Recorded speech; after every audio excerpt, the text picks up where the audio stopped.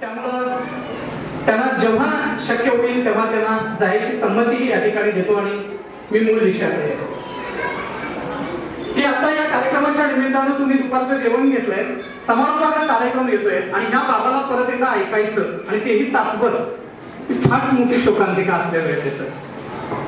पण ओळख देताना मी ओळख देतो की देव सरांच्या मोबाईलवरती तुम्ही जो स्टेटस बघता त्या स्टेटस मधली व्यक्ती कोण असेल तर तो मी आहे. म्हणजे बऱ्याच लोकांना त्या स्टेटस मध्ये जरा वेगळं दिसतं आणि असं प्रत्यक्षात वेगळं दिसतंय. आता लक्षात आलं बऱ्याच लोकांच्या, अजून हे लोकांच्या लक्षातच आलं नव्हतं.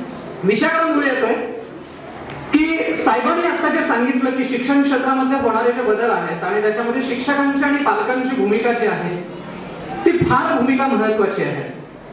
नवं शैक्षणिक धोरण येते आणि त्या धोरणामध्ये या सगळ्या गोष्टी ज्या आहेत त्या अंतर्भूत केल्या.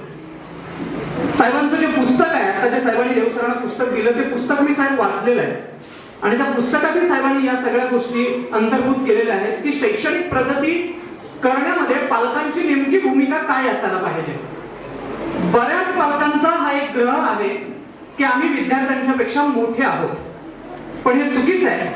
माझं स्पष्ट असं मत आहे, मूल जन्माला ज्या क्षणाला येतं त्याच वेळेस आई आणि बाप जन्माला येतात. मूल जन्माला यायच्या अगोदर तुम्ही बाई आणि पुरुष असता, पण आई किंवा वडील हे नातं मूल जन्माला आल्यानंतर सुरू होतं. म्हणजे पालक ही जी भूमिका आहे ती भूमिका मुलाच्या जन्मानंतर सुरू होते. जर तुमच्या बाळाचं वय 12 वर्ष असेल तर पालकांचं वय देखील 12च वर्ष आहे आणि म्हणून आपल्याला शिकणं गरजेचं आहे, समजून घेणं गरजेचं आहे आणि पालकत्वाच्या गोष्टी देखील लक्षात घेणं फार महत्वाचं आहे. माझ्या समोर आता मी तुमच्या बरोबर संवाद साधत असताना माझ्या समोर काय प्रश्न आहे? पहिला प्रश्न आहे की साहेब या मुलांच्या वाढत्या बुद्धिमत्तेचं, या तीक्ष्ण बुद्धिमत्तेचं करायचं काय? कारण हे सगळ्यांना मान्य आहे की पूर्वीच्या काळापेक्षा आता मुलांची बुद्धिमत्ता तीक्ष्ण आहे.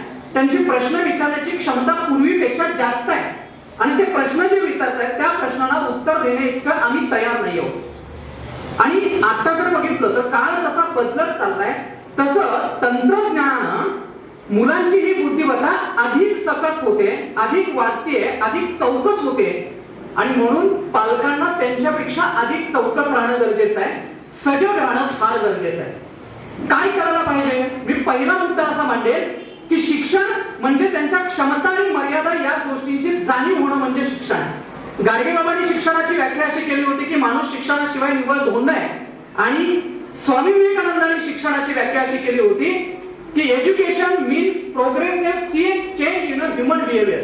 म्हणजे मानवी जगण्यातला सकारात्मक बदल म्हणजे शिक्षण. आता तो सकारात्मक बदल दिसतोय की नाही याच्यावरती नंतर प्रकाश टाकेल, पण क्षमतांचा आणि मर्यादांचा जाणीव त्याला होणं किंवा पालकांना त्याची जाणीव होणं हे फार गरजेचं आहे. म्हणजे आपला मुलगा काय करू शकतो आणि काय करू शकत नाही हे जर कळलं नाही तर तो प्रगतीकडे जाऊ शकणार नाही. हे पालकांनी शोधायला हवं आणि विद्यार्थ्यांनी देखील जाणीवपूर्वक या गोष्टीकडे लक्ष द्यायला पाहिजे. मी आता असं म्हणतोय साहेब की जवळजवळ यांच्याकडे जो मेंदू आहे, यांच्याकडे ज्या क्षमता आहेत त्या क्षमता किती आहेत? किती आहेत क्षमता? साधी गोष्ट सांगतो, माझं बघापासून काही लोक मोबाईलवरती रेकॉर्डिंग करतायत, मोबाईलवरती फोटो घेतायत. या मोबाईलमध्ये तुमच्या 64 जीबीचं मेमरी कार्ड आहे, 64 जीबीचं मेमरी कार्ड आहे. अशी मेमरी कार्ड 70,000 मेमरी कार्ड ज्यावेळेस आपण एकत्रित करतो, जेवढी क्षमता निर्माण होते, जेवढी ताकद निर्माण होते तेवढी ताकद आपल्या मेंदूची. मी पुन्हा एकदा सांगतोय, 64 जीबीचं एक मेमरी कार्ड घेतलं, अशी 70,000 मेमरी कार्ड एका जागेवरती आणली तर जेवढी ताकद निर्माण होते तेवढी मेंदूची ताकद आहे. हृदयाची ताकद किती आहे? तर हृदयाची ताकद आहे दिवसाला 7,600 लिटर पाणी उपसते. म्हणजे 3 एकर शेती पाण्यानं भिजेल इतकं रक्त हृदयाला दिवसा उपसते. आणि या हृदयाचा उपयोग काय? चंद्र सूर्य तारे तोडून आणून देण्यासाठी उपयोग होते सर. आता ते काय माहिती असेल तुम्हाला सगळ्यांना, त्याचा योग्य ठिकाणी किती उपयोग होतो हे बघायला पाहिजे. तर या इतक्या ताकदीच्या मेंदूचं करायचं काय? त्याच्या पुढे आम्ही तेवढी आव्हानं देतो आहोत का? तेवढ्या गोष्टी त्याच्या समोर येत आहेत का? आणि त्याच्या समोर त्या गोष्टी नाही आल्या तर मग हळूहळू ते अनावश्यक गोष्टीकडे जायला लागतात. याच्यासाठी पालकांनी सक्षम राहणं गरजेचं आहे. मी असं म्हणेन की मध्यंतरी महात्रया राय यांचं अनपोस्टेड लेटर नावाचं साहेब एक पुस्तक वाचलं, न पाठवलेलं पत्र नावाचं ते पुस्तक आहे आणि त्या पुस्तकामध्ये त्यांनी एक संदर्भ दिलाय. तो करायचं आहे. कुठलाही विद्यार्थी कमकुवत नसतो, कुठलाही विद्यार्थी कमी नसतो. प्रत्येक विद्यार्थ्याला त्याच्या क्षमतेप्रमाणे काही गोष्टी साध्य होतात आयुष्यात आणि तो पुढे जातो. मगाशी देव सरांनी जसं सांगितलं की मोगऱ्याच्या फुलाला गुलाब करायचा प्रयत्न करायचा नाही, गुलाबाच्या फुलाला कमळ करायचा प्रयत्न करायचा नाही. लता मंगेशकरांना त्यांच्या आई वडिलांनी सांगितलं असतं की तू क्रिकेट सचिन सारखं बॅट घे आणि क्रिकेटर हो, तर कदाचित त्यांना होता आलं नसतं. सचिनला जर सांगितलं असतं की तू माईक घे आणि गाणं म्हणायला सुरुवात कर, कदाचित सचिनला ते आलं नसतं. सचिन सचिन आहे आणि लता मंगेशकर आहे. मी हे तुम्हाला धाडसानं उदाहरण का सांगू शकतोय? साहेब, मी नोकरीचा राजीनामा दिलाय आणि माझ्या वडिलांनी मी 6वी असताना माझ्या समोर अनेक वेळा नामांकित वक्त्यांची कॅसेट आणून दिली आणि वक्ता होण्यासाठी म्हणून त्यांनी सातत्यानं प्रयत्न केला. मी आता नोकरीचा राजीनामा दिला आणि दुसरी महत्वाची गोष्ट सांगतोय, मी एमएड ला युनिव्हर्सिटीमध्ये गोल्ड मेडलिस्ट आहे. पण ही गोष्ट माझी जी गोष्ट आहे भाषिक बुद्धिमत्तेची, साहेबांनी ज्या 8 बुद्धिमत्ता सांगितल्या त्या मानसशास्त्रातल्या शास्त्रज्ञ गार्डनर याच्या ज्या 8 बुद्धिमत्ता आहेत त्या बुद्धिमत्तेतली माझी बुद्धिमत्ता मी ओळखून घेतली म्हणून मी पुढे येऊ शकतो किंवा आज या ठिकाणी वक्ता म्हणून मी उभा आहे. तर कमकुवत कुठलीच गोष्ट नसते, योग्य वेळेस कमकुवत गोष्ट देखील ताकदवर होते. उदाहरण आहे का, तुम्ही लहान बाळांना तुम्हाला माहिती आहे तुम्ही बुद्धिबळ खेळता बरोबर ना, त्या बुद्धिबळाचा एक नियम आहे. तुम्ही बुद्धिबळ खेळता, तुम्हाला बुद्धिबळ माहिती आहे. त्या बुद्धिबळामध्ये काय असतं रे? हत्ती, घोडे, उंट, वजीर ही सगळी ताकदवर मंडळी जी आहेत ना, ती ताकदवर मंडळी सगळी मागच्या बाजूला असतात बरोबर. पुढच्या बाजूला काय असतं? प्यादा असतं, म्हणजे सैनिक असतो. आता हत्तीला साहेब ताकद आहे, तो कसाही जातो, मागे येतो, उंट तिरका चालतो, पुन्हा जागेवरती येतो, वजीर कुणीकडेही जाऊ शकतो, घोडा 2.5 पावलं चालतो, पुन्हा जागेवरती येतो. पण ते वजीर, ते प्यादा जे आहे ना, ते सगळ्यात कमकुवत आहे खरं तर. त्याला काहीच अधिकार नाही बरं का. ते 1 पाऊल पुढे जातं आणि मारायच्या वेळेस फक्त काय करतं? तिरकं जातं, ते मागे येत नाही. आणि बघा एवढं कमकुवत असून त्याला जणू काय मरायच पुढे ठेवले की काय, अशी परिस्थिती आहे. पण या बुद्धिबळातल्या या प्याद्याची गंमत अशी आहे की साहेब फक्त ते 6 पावलं जर नियोजनबद्ध शांततेने जर ते खेळत गेलं, चालत गेलं, तर हे प्याद शेवटच्या घरात गेल्यानंतर काय होतं रे? वजीर होतं शेवटच्या घरात गेल्यानंतर. फक्त गरज काय असते? नियोजनबद्ध 6 पावलं चालण्याची गरज असते. तुमचा पाल्य 4थीला आहे, नियोजनबद्ध फक्त 6 पावलं चाला, म्हणजे 6 वर्ष चाला. 5वीला आहे, पुढचे 6 वर्ष नियोजन पद्धतीने चाला. तुम्ही 6 वर्ष मुलांच्या सवयी जर डेव्हलप केल्या तर तो त्याच्या आयुष्याचा वजीर असतो. मग तो कितीही कमकुवत असू द्या, त्याच्याकडे त्या क्षमता असतातच. आणि हे आम्हाला करता आलं पाहिजे की आम्हाला नियोजन पद्धतीनं 6 वर्ष त्याच्यासाठी आम्हाला देता आली पाहिजे. मगाशी साहेबांनी सांगितलं की अपघातानं मोठं होता येत नाही, ते कुणालाच मोठं होता येत नाही.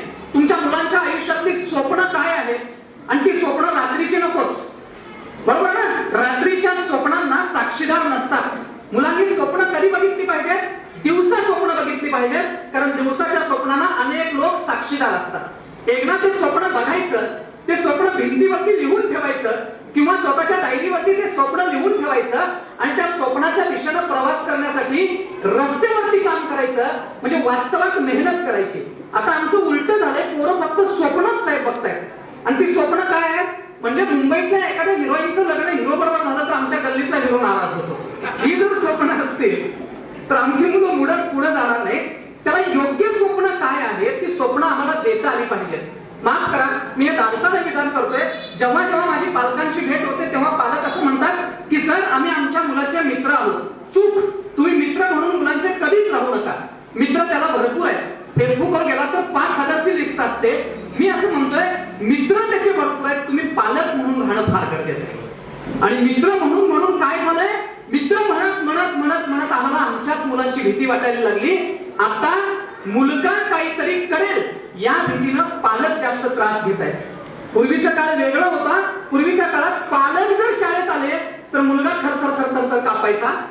आता उलटी परिस्थिती आहे. शिक्षकांचा फोन आल्यानंतर पालकांच्या छातीत धडधड व्हायला लागतं की त्यानं शाळेत काय केलंय की काय. ही परिस्थिती का आली? तर योग्य स्वप्न जे आहेत त्यांच्यापर्यंत पोहोचवलेले नाहीये. लक्षात घ्या, निसर्ग तुम्हाला सगळ्या गोष्टी देतो, पण तुमच्या पायाखालची वाट कधी निसर्ग आपल्या मुलाला देत नाही. कधीच तुमच्या पायाखालची वाट कुठली असावी हे देत नाही. आणि ओळखता आलं पाहिजे प्रतिमा काय आहे आणि वास्तव काय आहे ओळखता आलं पाहिजे. पुस्तकात, भूगोलाच्या पुस्तकात नद्या या दिशेनं वाहतात हे चित्रात दाखवलंय.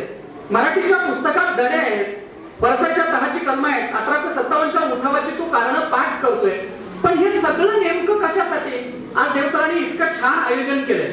आयोजन योग्य आहे, तुम्ही आयोजन योग्य आहे, प्रयोजन काय हे लक्षात घेतलं पाहिजे. हे आयोजन नेटकं झालंय, पण हेतू काय? जर हेतूच आम्हाला स्पष्ट नसेल तर कार्यक्रम पूर्ण झाला असं होत नाही. आणि तो हेतू सांगण्याचं माझं कर्तव्य आहे. काय हेतू असायला पाहिजे? तर आम्हाला लक्षात आलं पाहिजे की त्याच्या आयुष्याचा नैतिक दृष्ट्या विकास झाला पाहिजे. हे खरं शिक्षण आहे. अमेरिकेतल्या पुस्तकामध्ये जर बघितलं, अमेरिकेतल्या शिक्षण व्यवस्थेमध्ये कॅरेक्टरिस्टिक हा शब्द आहे. म्हणजे काय? व्यक्तिमत्व हा शब्द आहे.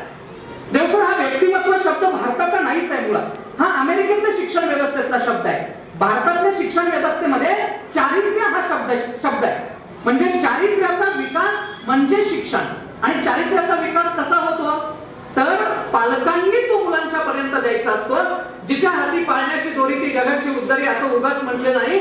पाळण्याची दोरी हातात याच्यासाठी ठेवायची असते की कुठपर्यंत जाऊ द्यायची आणि कुठून मागं ओढायची हे कळायला हवं.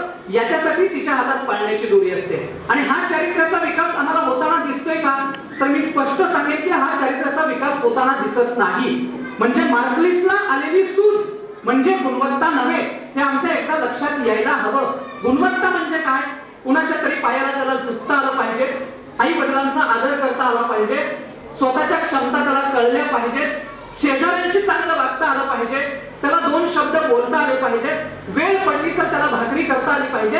का विनोबा भावेंनी असं सांगितलंय की माझा इथला भारतातला मुलगा अमेरिकेत गेला का हे महत्वाचं नाही, त्याला शेळीचं दूध काढता येतं का, त्याला विटेवर बीट रचून घर बांधता येतं का, त्याला भाकरी करता येते का, या सगळ्या गोष्टींना काय म्हटलं जातंय? शिक्षण म्हटलं जातंय. आणि हे द्यायचं कुणी असतं? घर, पालक, म्हणजे पालकांनी, शिक्षकांनी, शाळेनं, संस्थेनं या सगळ्या गोष्टी करायच्या असतात आणि त्या मुलांच्या पर्यंत खरं तर पोहोचवायच्या असतात. मी मगाशी म्हणालो की अपघातानं कुणालाच मोठं होता येत नाही, एका दिवसात कुणालाही मोठं होता येत नाही. आज अपेक्षांचा डोंगर प्रचंड आहे. म्हणजे मगाशी सांगितलं की तुलना किती आहे, किती तुलना असते मुलांच्या बाबतीत. साहेब, लाईट गेली तर एक उदाहरण आहे. अमेरिकेमध्ये जर लाईट गेली तर तिथले लोक MSCB ला फोन, तिथल्या व्यवस्थेला फोन लावतात. जपानमध्ये जर लाईट गेली तर ते काय करतात? लाईट दुरुस्त करणाऱ्या माणसाला बोलावतात किंवा त्याला फोन करून विचारतात की माझ्या घरातली लाईट का गेली.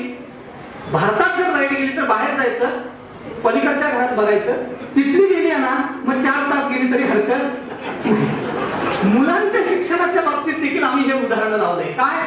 पलीकडच्या घरातला मुलगा जर नंबरात आला, अलीकडच्या घरातला पोरगा साहेब जगत नाही, त्याला बदलूनच काढतात. का? त्या घरातलं पोरगा नंबरात येतं, मग आमच्या घरातला मुलगा का नंबरात येत नाही? उदाहरण सांगतो. 3री 4थीला एक मुलगा होता. 3री 4थीचा मुलगा एक दिवस शाळेतल्या घराकडे आला. त्याच्या हातात मार्कलिस्ट होतं. ते मार्कलिस्ट वडिलांना त्यानं असं हातात दिलं. मार्कलिस्ट वडिलांनी बघितलं, गणितला 20 पैकी 3 मार्क, मराठीला 4, इंग्रजीला सांगायची गरज आहे का? नाही. इंग्रजीला 0 मार्क. वडिलांनी पुढची साहेब मार्कच बघितली नाही. असं त्याला मुलग्याला गच्चावीला धरल्याने 2 मुस्काळा ठेवल्या. मुस्काळात मारल्या मला ते पोरगा हसायला लागलं. आता हसलं तसं आणि असं का? बघा ना, त्याला ते गच्चावीला धरून मारलं तरी त्याला हसू येते. हीच संवेदनशीलता येईल त्या मुद्द्यावर मी पुढं. तर गंमत असं ते हसलं. वडिलांना पुन्हा राग आला. एकतर मार्क कमी, परत वर मारल्यावर माझ्याकडे बघून हसते. वडिलांनी परत धरलं, परत त्याला 2-3 मुस्काळात मारल्या. शेवटी वडीलच दमलेली जाऊन त्या बेडवरती, त्या कोचवरती जाऊन बसले. 2 मिनिटं वेळ गेला आणि ते पोरगं वडिलांच्या जवळ गेलं आणि म्हणाले, बाबा का मारलं? बाबा म्हणाले, मूर्खा, परत तोंड करून मला विचारतोय का मारलं म्हणून. मराठीला म्हणजे विज्ञानाला 3 मार्क, मराठीला 4 मार्क, इंग्रजीला 0 मार्क आहे. एवढी मार्क कमी पडलेत, मला मारलं का असं विचारतोयस? तो मुलगा म्हणाला, बाबा जरा मार्क लिस्ट चेक करून बघा. ते मार्क लिस्ट माझं नाही, तुमचं आहे 34ला. माझं दप्तरात आहे, अजून मी काढायलाच नाही. अजून मी काढलेलंच नाही. काय गंमत आहे? आपण 10वी नापास आणि देव सरांना फोनवर फोन करायचा, साहेब पोरगं 95% वर गेलं पाहिजे. गंमत नाही? काय गंमत आहे ना? विशेष आहे. ही गोष्ट आमच्या लक्षात आली पाहिजे. आपण देतोय ते पेरतोय ते उगवतोय. तुलना करायची मित्र हो बंद करूया. तुलना करायची बंद करूया. आमच्या मुलांच्याकडे जी कौशल्य आहेत ना ती अधिकाधिक स्वरूपात कशी विकसित होतील या गोष्टींच्याकडे आम्ही जाणीवपूर्वक लक्ष दिलं पाहिजे. त्याला या गोष्टीची जाणीव करून द्या की भाकरी फुकट मिळत नाही. भाकरी फुकट मिळत नाही हे त्याला जाणीव करून द्या. जाणीवपूर्वक एका शब्दाचं मी जाणीवपूर्वक इथं विधान करतोय, अत्यंत जाणीवपूर्वक विधान करतोय. माफ करा कदाचित हे विधान माझं चुकीचं असेल, पण 3 तासाचं कॉलेज आणि 5 तासाची शाळा, आईच्या टाचांना पडलेल्या भेगा आणि वडिलांच्या हाताचे घुसते जर विसरायला लावत असेल ना तर या क्षणाला शाळा आणि महाविद्यालय बंद केलं तरी चालेल, हरकत नाही. त्याची गरजच नाही मला वाटतं त्या शिक्षणाची. जर आदर करता येत नाही तर त्याला शिक्षण तुम्ही कसं म्हणणार आहात, कसं म्हणणार शिक्षण? आणि हे आम्हाला करता आलं पाहिजे. या तंत्रज्ञानाच्या युगात आमची भूमिका जी आहे ती मुलांच्या पर्यंत, पाल्यांच्या पर्यंत या गोष्टी पोहोचल्या पाहिजे की त्याला कळलं पाहिजे की एका दिवसात कुठली गोष्ट होत नाही, त्याच्यासाठी प्रचंड मोठा संघर्ष आहे, सातत्य आहे. हे एका दिवसात होत नाही. कासवाची आणि सशाची गोष्ट फक्त शाळेतच फक्त आपण सांगायची का?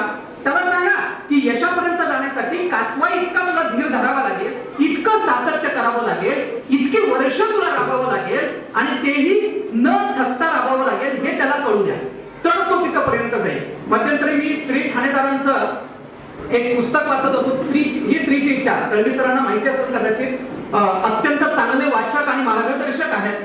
त्यामुळं स्त्रीची इच्छा हे पुस्तक वाचत होतो. बेळगावच्या जवळ गाव आहे त्यांचं, बेळगाव गाव त्यांचं, खेडेगावातनं ते आलेले स्त्री ठाणेदार. माझ्या फेसबुकला गेलं तर त्यांच्याबरोबर फोटो देखील आहे माझा. पुण्यामधल्या एका मुलासाठी मी त्यांना ऐकत होतो. आणि ही व्यक्ती कोण आहे तर आता अमेरिकेतल्या मिसिसिपी राज्याचे ते खासदार आहेत. अमेरिकेतल्या मिसिसिपी राज्याचे ते खासदार आहेत. बेळगावमध्ये जन्माला आले. त्या मुलग्याला 10वीला 60% मार्क फक्त होती. हा मुलगा मुंबईत गेला, MSc कंप्लीट केलं आणि 6 वर्ष प्रयत्न करत होता की विजा मिळावा, पासपोर्ट मिळावा म्हणून 6 वर्ष प्रयत्न करत होता मुलगा. तो पासपोर्ट आणि विजा त्याला मिळवला शेवटी. इतकी खटपट करावी लागली त्याच्यासाठी आणि तो पासपोर्ट आणि विजा मिळवला. आणि हा मुलगा पासपोर्ट आणि विजा मिळवून ज्यावेळेस अमेरिकेत गेला, त्या अमेरिकेत गेल्यानंतर त्याने काम काय सुरू केलं, बंद पडलेली कंपनी विकत घ्यायची, बंद पडलेली कंपनी विकत घ्यायची आणि ती कंपनी डेव्हलप करायची, चांगली कंपनी ती चालवायचा प्रयत्न करायचा आणि ती कंपनी विकून टाकायची.